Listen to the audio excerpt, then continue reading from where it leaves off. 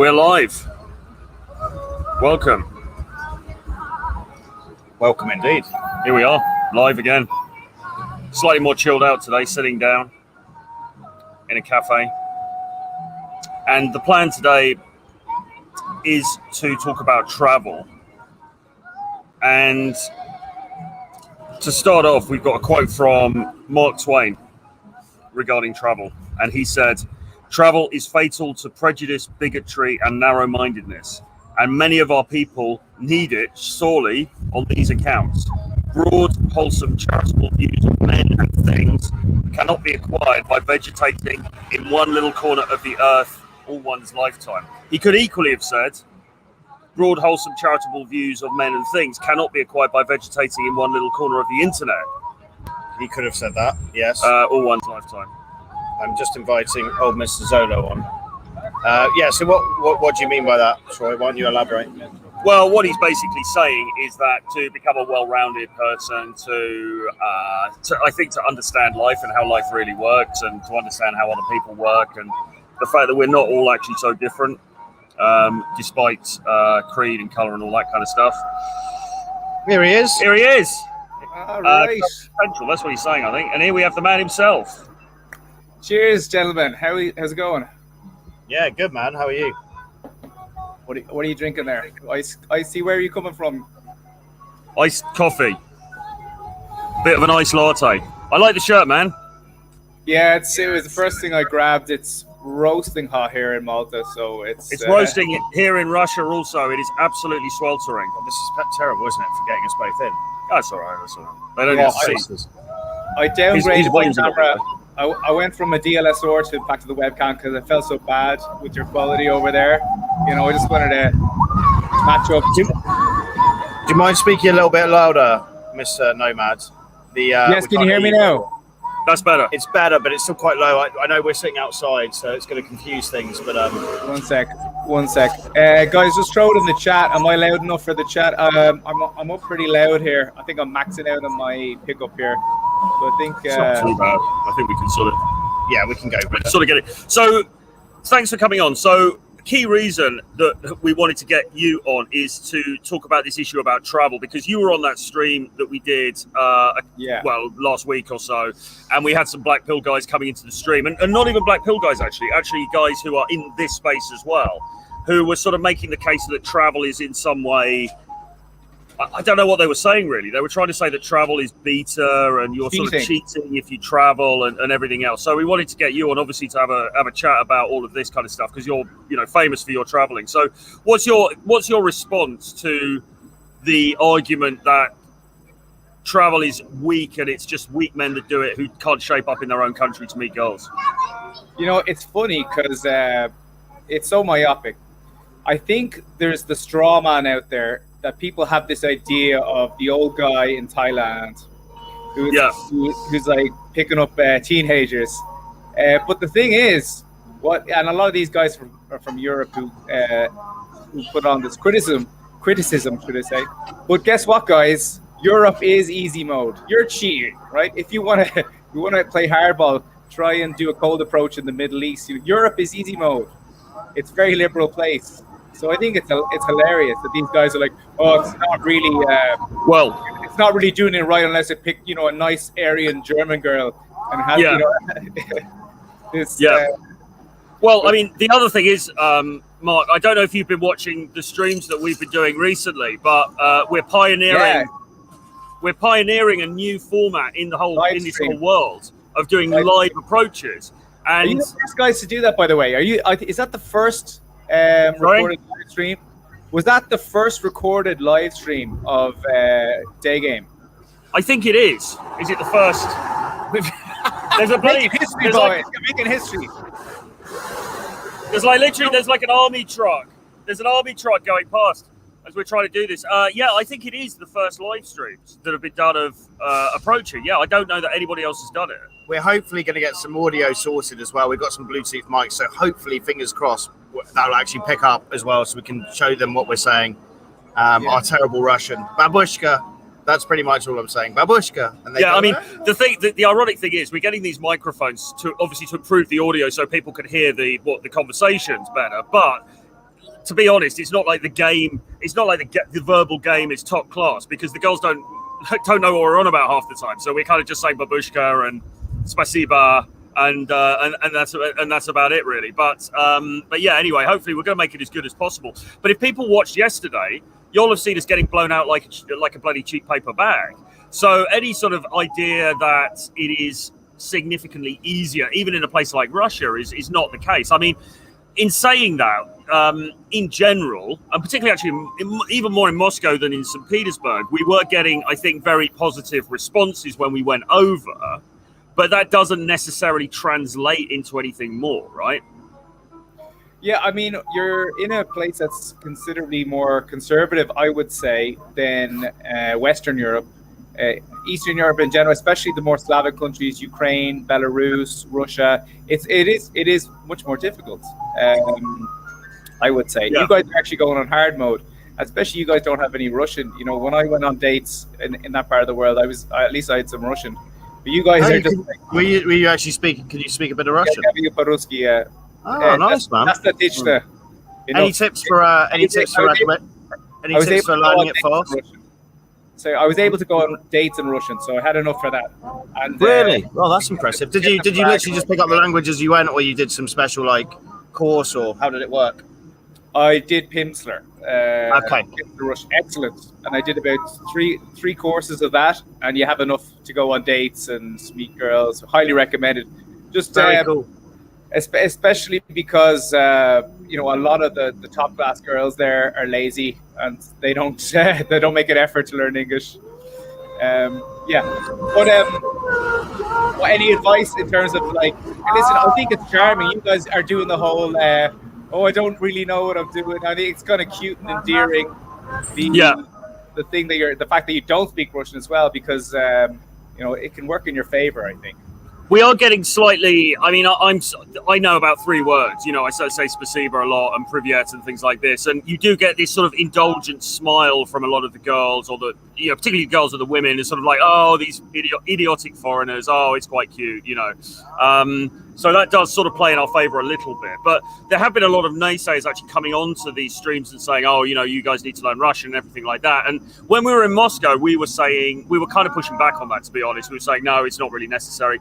I mean, down here, I would say it's certainly going to help without any shadow of a doubt. But having said that, can you, Mr. T's going to go in and do an approach nice. Now.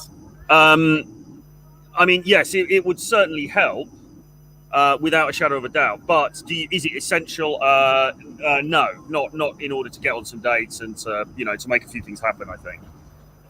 Do you know the word for beautiful? Krasivaya. Krasivaya is a good word to throw in there. Krasivaya.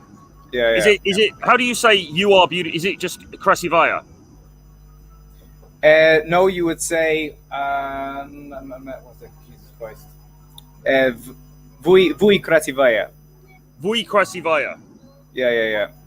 Yeah, I did actually learn that word. I've got that word on my phone, so I'll try to start throwing that one in a bit more. Очень красивая. Very beautiful. Yeah. But it's very direct though.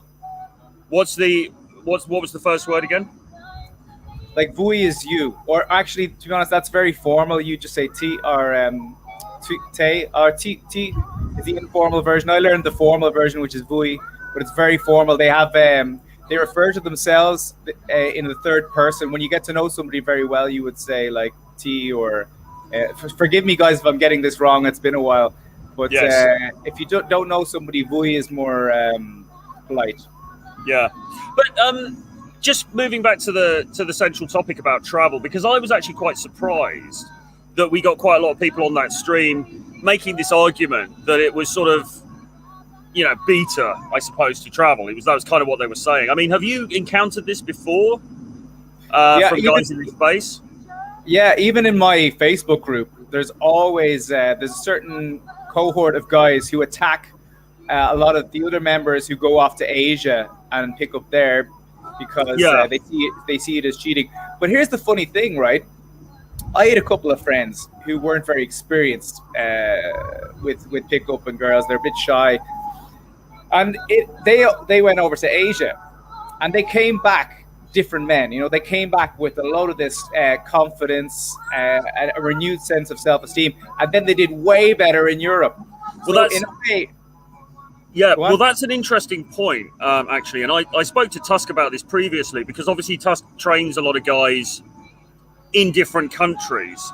So, and Tusk and Les will say, you know, they'll be doing a boot camp in Mexico or Brazil, and they'll say, okay, so guys, come over here and learn here. Now, you could say, well, okay, that's fine, because maybe the guys are going to travel to Brazil and they're going to get better responses in Brazil because of the different culture and everything. But is that going to translate back when they go to say London? Now, my belief was it would, because in my experience, you go somewhere that is a bit quote unquote easier, but that affects your mentality and mindset. And then when you go back to your more hard hometown, that energy comes through. And the thing about travel is it actually fast tracks your progress, because you learn calibration. Because there's there's so much cultural diversity, and there's national psyches. And let's say picking up an East Asian woman versus a Brazilian, completely different styles are required. And you learn a lot quicker when you are exposed to different type of girls from different cultures. And then, I mean, if you keep picking up girls in, let's say, Stockholm or whatever, it's the same type of chick you're meeting all the time, same mentality. You're not learning. Yeah. Great. There's a question here, just before we get to this one. How do black guys do in Russia? Well, our friend Kofi's there in Sochi. He's clearing up. He always does. He does get a bit of abuse, but... Oh, this guy is called Fly Felix 030. Okay. So this is a Russian guy saying he's been cleaning up, basically. Yeah. I've had some friends, some black friends that, they do very well in Russia. Yeah, you stand out, don't you? That's Mr. Fly Felix. With his small dog. You're fetishized, you know? Say again? In a way, you're fetishized by a certain cohort. Yeah, that's it. You're going to get a lot of no's, but the ones who, want something a bit different, they're going to be able to flavour the delights, aren't they? So, yeah, sure. Where are you saying? Just black guys in Russia. Oh, right, yeah, 100%. So Kofi's doing some damage. Yeah, He'll get a lot of abuse, but he's got a thick skin. He doesn't give a shit. Yeah, well, everyone's got to have a thick skin, haven't they? Right? I mean, we have to have a thick skin, right? After what we saw yesterday, everyone needs to have that thick skin. You need to develop that thick skin. But ultimately, rejection doesn't matter, right? It's completely irrelevant. It's statistically irrelevant. Even if you went out and got rejected by 100 girls on the bounce, so what, right? The guys who do every single guy I know who's had the most success with women have gotten rejected the most. Yeah, I agree. That's the way it is. Like I used to say, like my kind of warm-up speech when I meet the guys in New York was like, let's go out and get rejected. But you need to have that mentality, because too many guys, when they're hanging out with their friends, they actually put each other down. They slag them off if they go up and they burn. But yes. You need to foster a culture of support in that kind of environment, and just go out and if you get blown out, who gives a crap? Just keep going. You're going to hit. Exactly. Yeah. And the more you have your life together, I don't know if you agree with this, Mark, but the more you have your life together, in my opinion, in other areas, the less a random bird saying no to you matters. It's the guys that are putting everything on the line because they're PUAs and they basically have nothing else going on in their lives that are most susceptible to basically being mentally fucked up by rejection, because they have nothing else to fall back on. This is their life, right? So, we don't really. I mean, well, speaking for myself, and I'm sure James as well. I mean, we don't really give a damn if we get rejected, because it's like it's kind of immaterial, really. I mean, it's like, yes, obviously, it's nice to meet cool girls. Everyone wants to have sex, and so on and so forth. But it's not the be all and end all. Do you know what I mean? Like we've got a lot of other stuff going on here, and it's not like, it's just irrelevant really to our validation and emotional state, whether we're going to get accepted or rejected. But there is a distinction to be drawn, I think, between classic, what you would call sex tourism, and perhaps what we are doing anyway, right?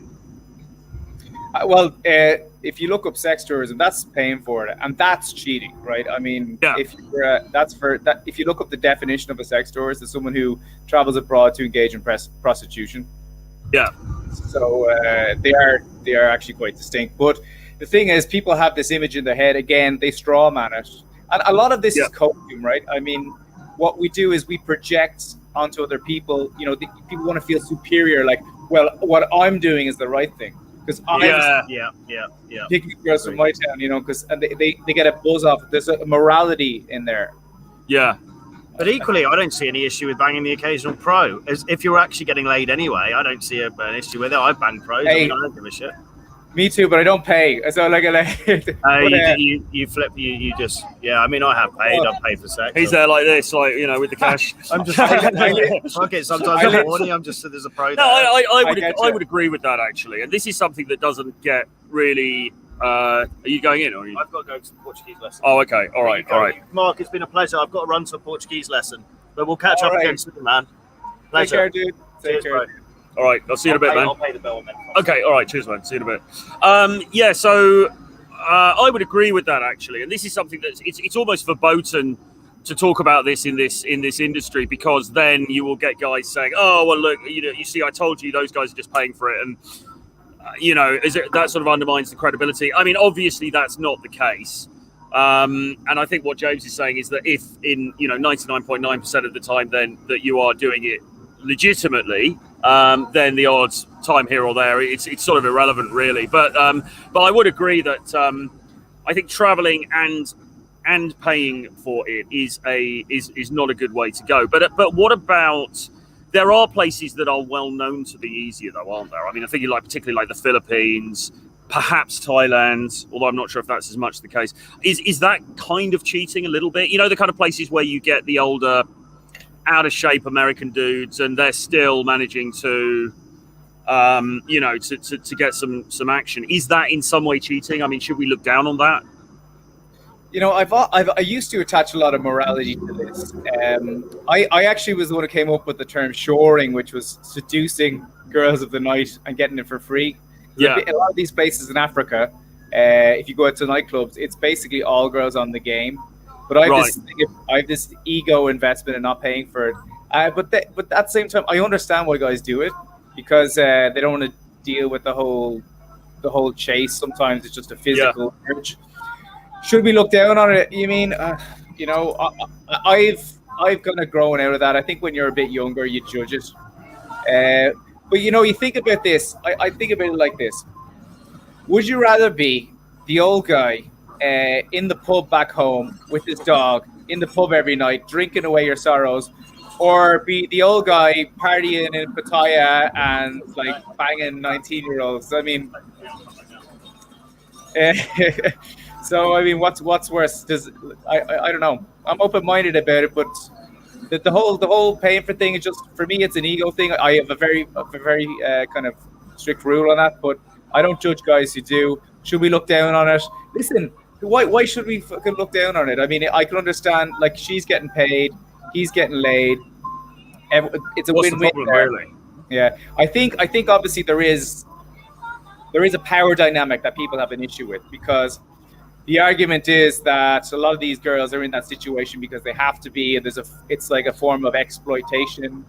There is, no, for sure. There is that argument, and that is actually something that I do agree with. I think if somebody is, and then the argument will be, well, how do you know if she's being exploited or not? I would certainly say that if you go into a situation and it seems very clear that woman is being exploited, that's not somebody you should be engaging with, obviously.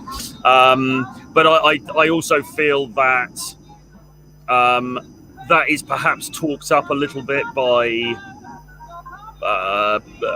people for political reasons. This idea that it's all exploitation. I don't believe that's true either. So I think, but I do agree. This shouldn't ever be about exploiting somebody or doing anything like that. But just on the, not even getting away from the sort of pay for play side of things. Definitely get away from that. Yes, but I mean, even going to somewhere like, say, the Philippines, or maybe, I mean, where else do guys go? Like Colombia? Is Colombia somewhat easier, do you think? No. Like, to compare Philippines and Colombia, you can't compare them at all, because in Colombia, the level of English is not there. Philippines, they all speak English. It's way, way easier. Philippines is the easiest place in the world. Listen, those girls, they're delighted to have you there. They really are delighted to have you there. It's like Colombia.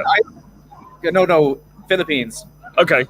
If guys, like if I get a client who's like a virgin or something like that, and they're really struggling, I say, hey, listen, bro, just get it over with. Go to the Philippines, have a bit of fun there. You'll come back confident. It's training wheels.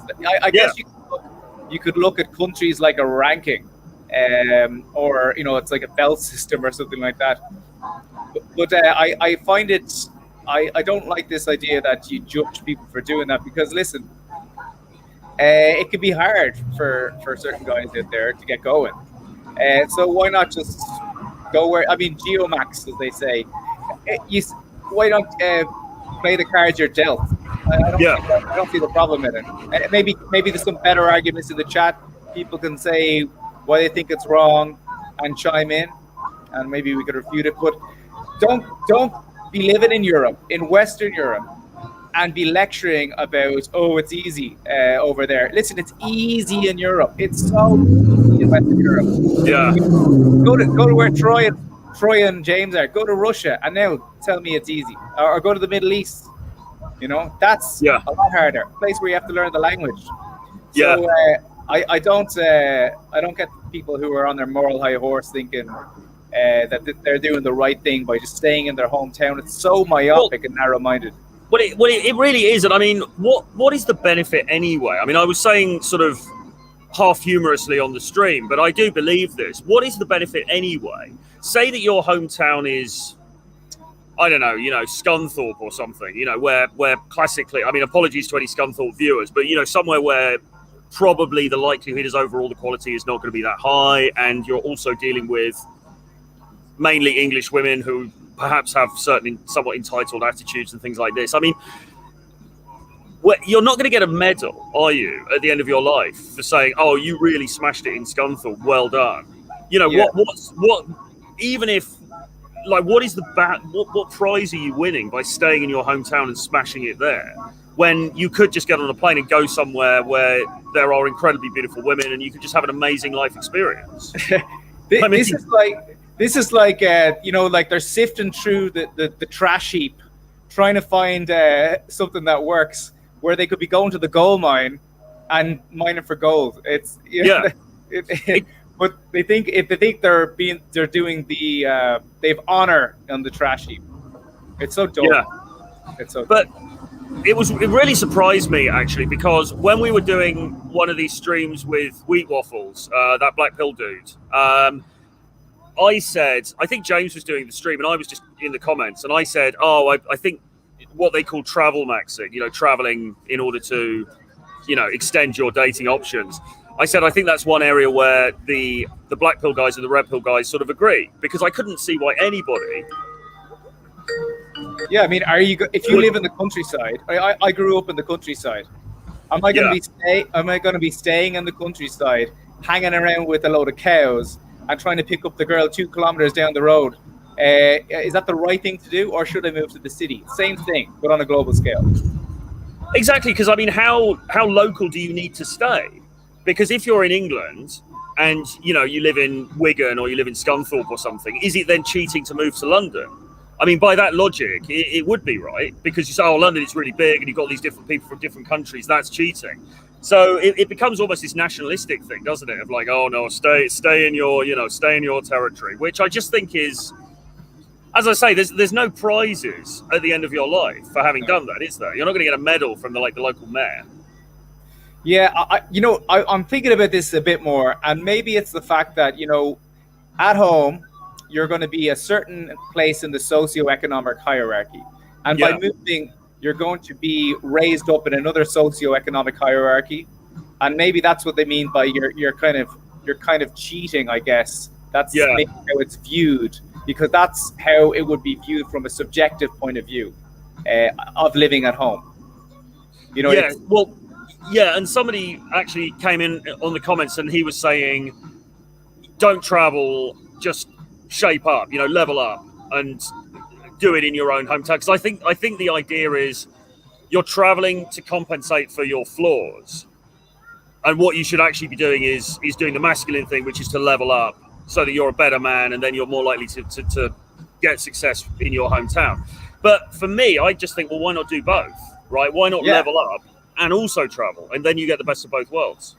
And here, listen, guys who are lecturing people about this, how about you level up and you go try and get a one-night stand in the Middle East on a cold approach? That's leveling up because you're on easy mode. So you do the opposite way. Go to Philippines and Thailand for training wheels.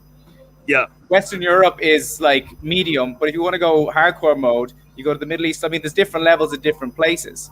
But don't be lecturing people who are playing on easy mode because that's where they're at right now. You gotta learn the game. You gotta learn the game first. Yeah, exactly. I don't think there's anything wrong with traveling, getting a little bit of wind in your sails, as it were. You know, getting some experiences under your belt, having a great time, and then sort of riding that wave for a little while. You know, when you come back and you're in a harder environment. But then on the other hand, equally, I also would not have a problem if, you know, for whatever reason, you really do fall so low in the hierarchy that if there's a particular country where that's the only place that you're getting reciprocal, you know, sexual interest from women, I also don't really have a problem with guys if they just want to go there, because why should there be a problem with that, right? I mean, we're all only on this earth for a certain length of time. You want to have the best experience you can have. So go where you are appreciated. Yeah, absolutely. Like a nomad capitalist always says, go where you're treated best. Should you pay taxes in Sweden because it's your home country, where you can go to Monaco or you go to Malta and pay less tax? Go where you're treated best. It's the same with your money. Do the same with your sex life. What I would say also is the thing about traveling. It's not just about easy mode or hard mode or sleeping with girls. Listen, you get amazing experiences. You get stories. You learn languages, cultures, and you come back home a much more interesting person. And that feeds into conversations about date or you as a person. You just become more interesting in general. It's a cyclical positive loop. It's I don't see why people would have such a negative view of it. Yeah, absolutely. The Hajinator says Mark's blog actually ignited my interest in traveling. His Mogadishu vlog is great. Cheers, man. Bang. Yeah, I had to take 3 of the videos of Mogadishu down, unfortunately, but the main one is still up. The one with the suicide bomber. Because there's a lot Fantastic. of that was dodgy as hell. That stuff. Some of that content. Man. Some of that content I put out was risky content. World class. Yeah. What travels have you got coming up? Have you got some cool stuff coming up in the near future? Well, tonight I fly back to Ireland. Then I'm later in Germany for a wedding, and my sailboat is back working. Thank God. Finally, after nearly 8 months. So I'm trying to arrange. Actually, now I'm meeting up with some Italian guys who are sailors. Yeah. We're trying to arrange to sail the boat back from Sardinia to Malta. And then I'll get the boat here. I'm in Austria at the end of September, and I'm looking to buy a sailboat now in the Caribbean, a second sailboat. Been chatting with a few people over there to buy one, and then hopefully do a season of sailing in the Caribbean. That's And if I can squeeze in a little trip to Iraq or somewhere, just a little trip to Iraq, whatever. A long weekend, Baghdad. The bars are open. Listen, a lot of people are. Baghdad is hot right now. Really? Yeah. I would love to go. I would love to go, because what I'm talking to Tusk about is going to some slightly more off the beaten track places, because obviously, we were in Moscow. We're sitting in St. Petersburg now. It's pretty cool. I mean, it's interesting for people, but let's face it. I mean, for you, these places this is like going to Magaluf or something, right? I mean, these places are, so conservative. Something similar though. It got a similar vibe. Would be like Kazakhstan, Kyrgyzstan, Uzbekistan. The nightlife there is brilliant, and they're fun places. Well, that's what we're talking about doing, because we're talking about, with this like live streaming thing, assuming this continues to go down well and there's no issues with it, we were saying we could almost do this as seasons, because you need a little bit. It's a kind of an intense thing to be doing for too long, so you need to take a little bit of time out. But you could have season 1, which is like Russia, and then season 2, we're talking about maybe doing the stands, Kazakhstan, Uzbekistan, these different places, because it would just be like crazy. Go to some crazy places, do the streams from there, and it's just a really nice way of showing what's actually happening on the ground. Oh yeah, absolutely. For the stands though, I would. Oh no, the English is pretty good over there as well. I haven't been to. If you're going to Uzbekistan, let me know, because I've been to Kyrgyzstan and Kazakhstan, but I've yet to go to Tashkent. I hear Tashkent is hopping. Would you say Uzbekistan could be a little bit dangerous, or do you think it's okay? No, not at all. No. The stands are super safe. Super safe. Yeah. I mean, listen, the police are a bit corrupt, but if you don't screw up too much, worst case you have to bribe them for something small. But I mean, I've never had issues over there. I've never had issues apart from taking some footage of government buildings that I shouldn't have. They just told me to delete the photos, but they're quite friendly over there. Surprisingly friendly. Yeah, more friendly than the Muscovites. Although you say that, but actually, so far on this trip, most people have been pretty friendly to us. Really, I mean, girls, and guys as well. Just people that we've met. Most people have been pretty friendly, and we were saying, the stereotype that the Russians are very cold, and and particularly in regard to girls, the stereotype of like, they're really cold, and it takes, you've got to get through that first minute of ice before they. That doesn't seem to be the case at all. They all seem very friendly. They're all up for a laugh. I mean, it does help that it's the middle of summer and everyone's kind of in a good mood. When I've been before to here, I come in winter, and obviously it's a very different situation then. But everyone just seems very chilled and very happy over here, to be honest.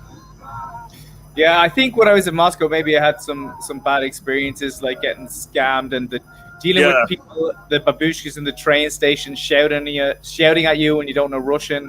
We just had maybe somewhere, but in Siberia, they're super friendly.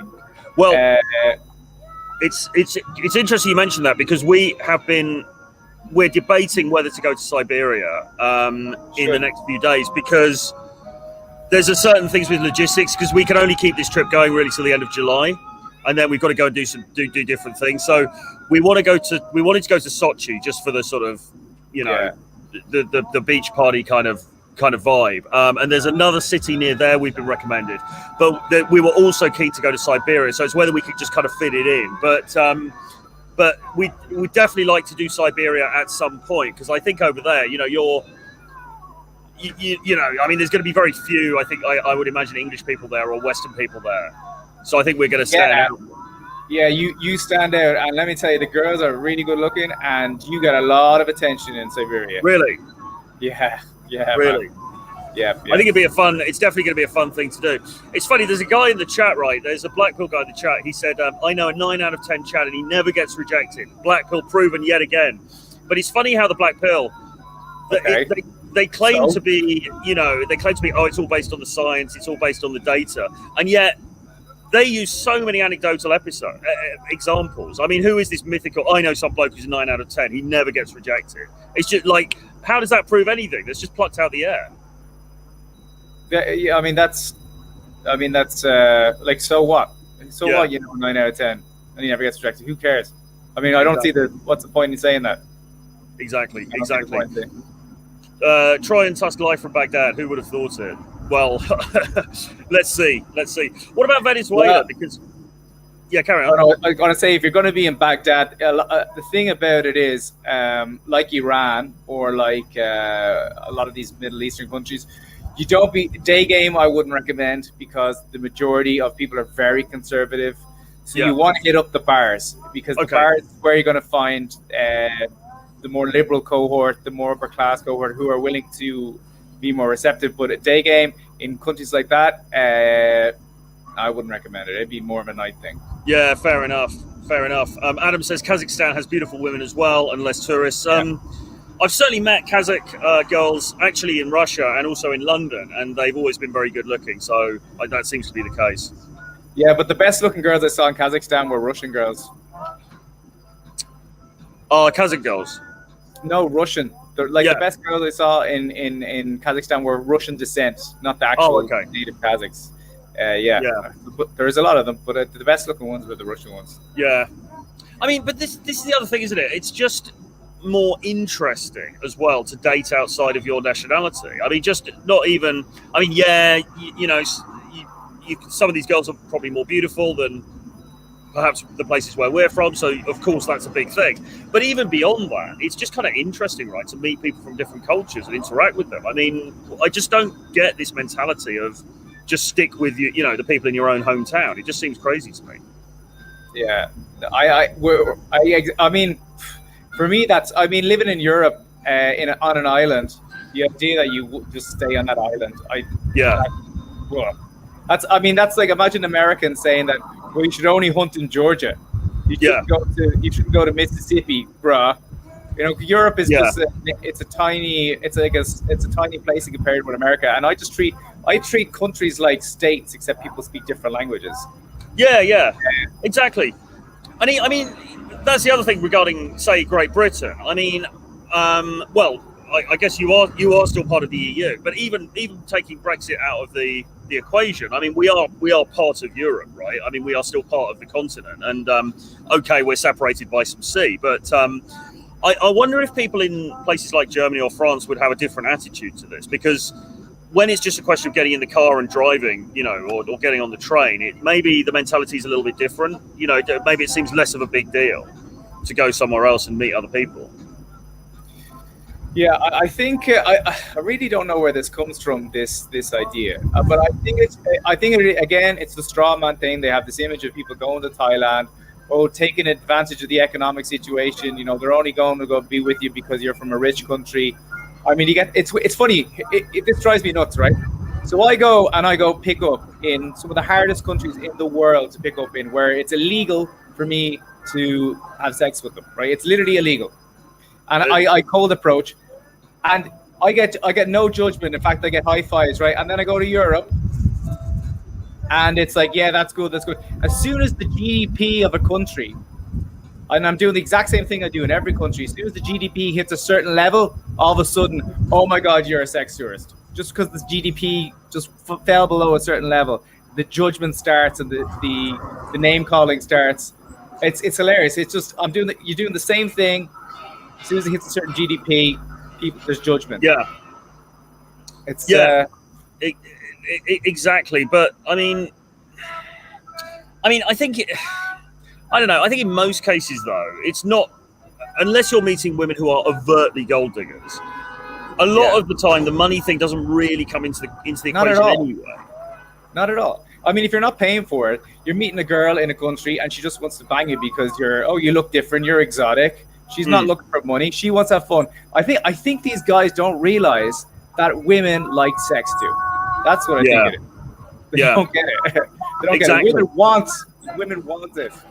So and one of the things I remember from Sperm Wars by Robin Baker, I think he wrote that book, is that, I mean, genetically, it's actually good for the species, isn't it? To mix up, and I think he had a stat in there which said that women are actually more likely to engage in sex with somebody from outside of the tribe because it strengthens the genetic foundation.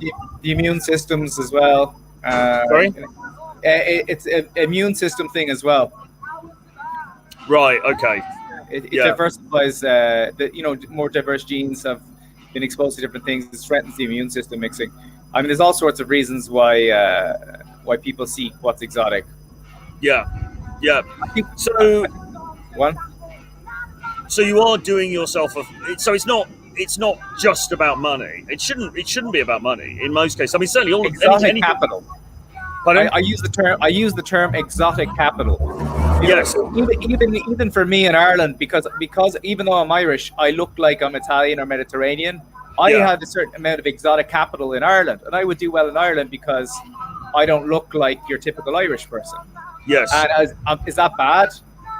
Is it bad that I'm using that to my advantage? And it's the same thing when you travel. If you're not paying them, you're increasing your exotic capital. Yes. There's no harm in it. Yeah, exactly. Somebody's asking about Australia. Are you a fan? It's the only continent I have yet to visit. I've been with Australians though. I find they're like pirates. They're like they're like English girls, except on the other side of the world. You know, they drink a lot, they curse a lot, they're pretty easy to get in the sack. That's my impression. Yeah, I have to be honest, it's not a place that I've been to, and it's not a place that I am incredibly keen to go to, really. I don't really know why. It just doesn't really... Yeah. It doesn't hold enormous appeal to me. I mean, not to say that I'll never go. And I've met many Australian people and Australian women and so on, and they're great, but it's not top of my list somehow. I think maybe because culturally it's not too unsimilar. Like you're saying, maybe that's why. I mean, it's probably the most similar to you guys. Actually, in general, in Irish too, because there's a lot of Irish over there as well. Just, it's like, it's not very, it's not, I mean, I'd love to go to visit, to see the countryside and stuff like that, but yeah. Well, and also, of course, at the moment, it's impossible to get in anyway, so, or impossible to get in or out, I think, so. There was a comment I saw earlier about Afghanistan and Pakistan. All right, yeah. I'll try and find it. Just for anyone interested, I just came back from Pakistan, and like Afghanistan, it is very tribal. There is no bars, there's no nightlife, but there is a secret nightlife. So okay. I just put up a video where we actually went to a speakeasy, an underground speakeasy in Lahore, and then we ended up going back to a house party with all like rich elites, politicians, kids, and stuff like that. That's the only way to pick up in those countries. You really have. It's all about social circle. There is an underground scene, but it's very hard to penetrate. Nice. And was it okay filming in those places and things? You were able to get some good footage. No faces. No faces. I got told to stop filming the speakeasy, but I just blurred out the faces when I published the thing. Yeah, fair enough. Yeah.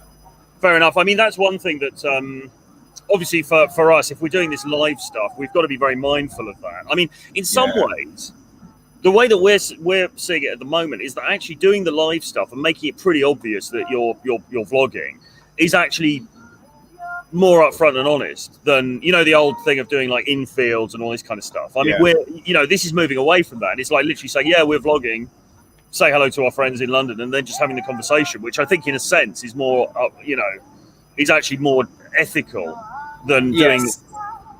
The only thing I'll say to you though, right?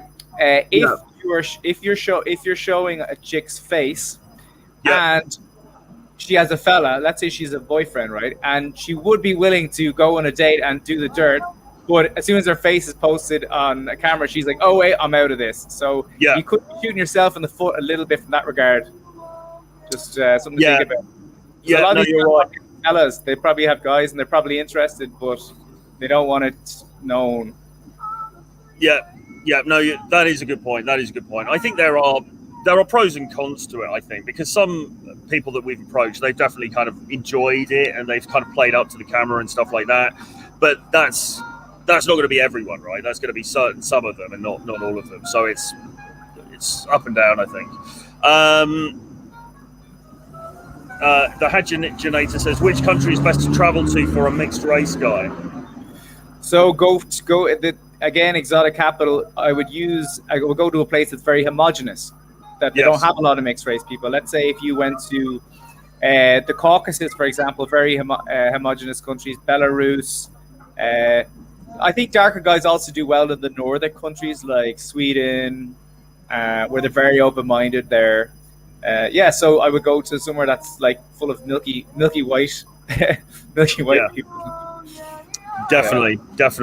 There's a few guys talking about Minsk versus Russia, or Minsk and Kiev versus Russia, and saying somebody said they think Russia is overrated. What do you think? I think compared to Kiev, there's no. You see, Minsk nightlife is very poor, but you're very exotic over there. You get a lot of attention. Even when you walk around, we were walking around Minsk, girls were like whistling at us and stuff. We did have some barrels, so maybe that's the reason. But the Kiev, the best looking girls. The nightlife is a little awkward because it's all seated, like kind of table service place. It's hard to find like proper bars. I don't know. I think Russia is a bit overrated compared with some alternatives in Eastern Europe. I'd be much quicker going to Ukraine. That's just my personal opinion. I think the women are a bit better looking as well. that's just my personal opinion. There's more. Yeah, that's just me. And I think Minsk. I think Belarus is better looking girls as well. But I think Russian. I mean, it's all the same thing. Eastern Slav. There's full of good looking women everywhere. Yeah. It depends what you're doing. Are you going to go to day gaming? Are you going to go night gaming? What are you doing? If you want population and if you're an online guy, you should be definitely going to Russia because there's 10 million people in Moscow. Yeah. Yeah, I think you're sort of. I mean, I agree in a sense because I think Kiev is. When I've been in Kiev, I think the concentration of attractive women in there is so great. You know, it's like literally every second woman you see is absolutely stunning, and the ones in between are pretty good as well. In Moscow and in St. Petersburg, that's perhaps not the case. You know, there are many very beautiful women here, but there's also, like in London, you know, there's also many you know, who are just normal or somewhere in the middle of the scale. So I do think that is it the right word, concentration, or is there a better sort of? Yeah, well, there's more concentration of Eastern Slavs. I mean, if you go to Moscow and you go to St. Petersburg, you'll notice a lot of different ethnicities. You know, from the Caucasus region, Dagestan, Kazakhstan, and the Far East. That kind of dilutes the look you're going for if you're looking for an Eastern Slavic girl. I think that's might be the case, and it's I think that might be the reason. Yeah, so I do agree to some extent, but I do also think you're kind of clutching at straws a little bit because, like you say, I mean, particularly somewhere like Russia, particularly somewhere like Moscow. I actually, and I don't want to jinx this part of the trip, but my feeling is that my results personally, the responses I was getting were actually better in Moscow, which is kind of surprising in a way because like you'd think, well, they're more international, they're a little bit more, you know, you perhaps have less exotic value there because they're more used to people, and obviously it's a very rich place as well.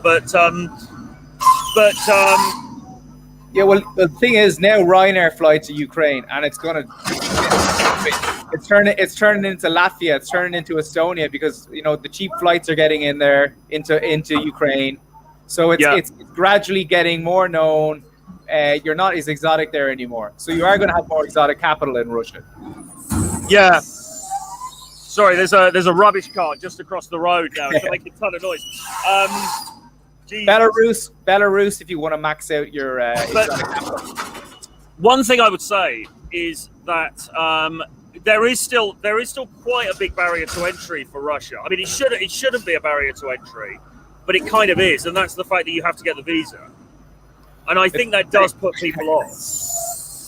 But it's a good thing. If it's harder to get there, it means that if it's harder to get there, there'll be less tourists around. You're going to be more exotic. So this is exotic capital. This is why people go to. You can go to Kazakhstan or any of the Central Asian countries.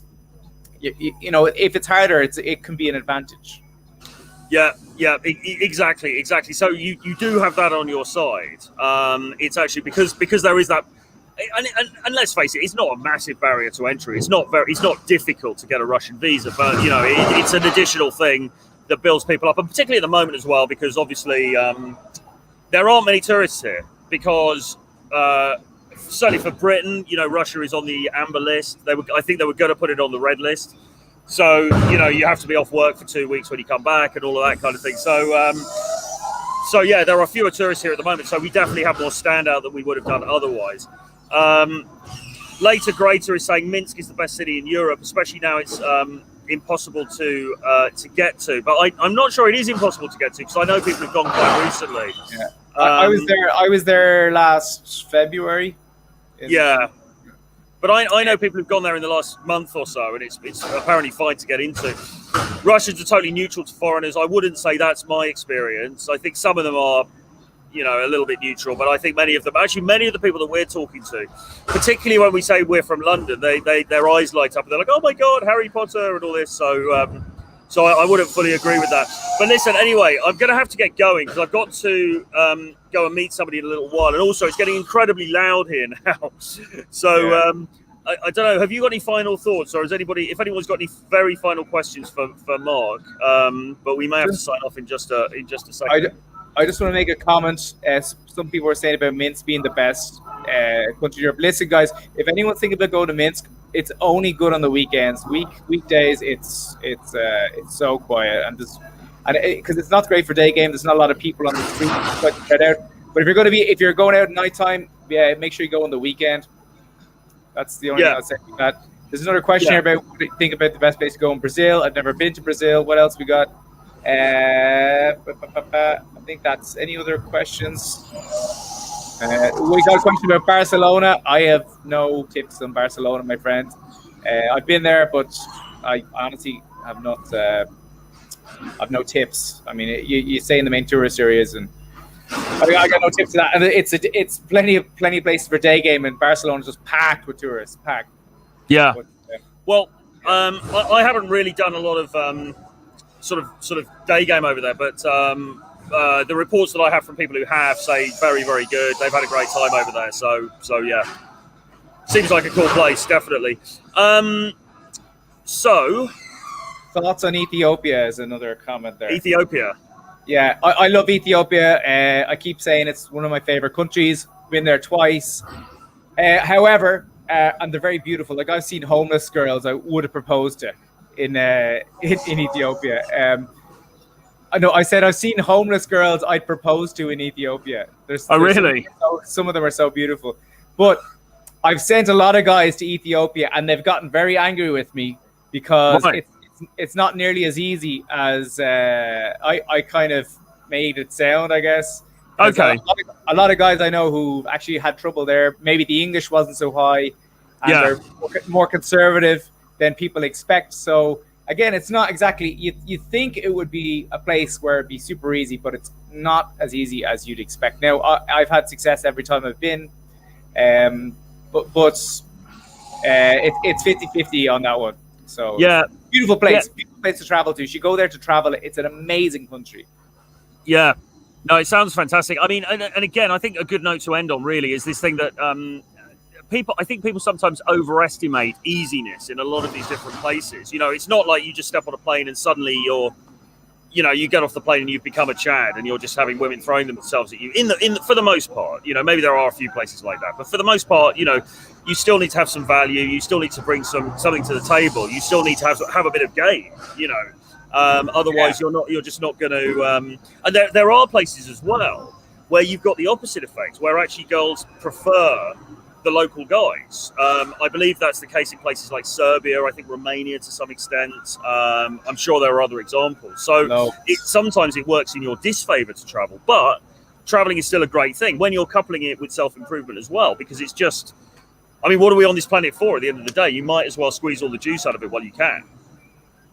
Yeah, I mean, we could talk so much about different places and the benefits are here and there.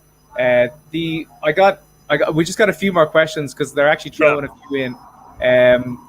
Does learning the language give you an advantage? Of course it does. I mean, that should be self-evident. I think.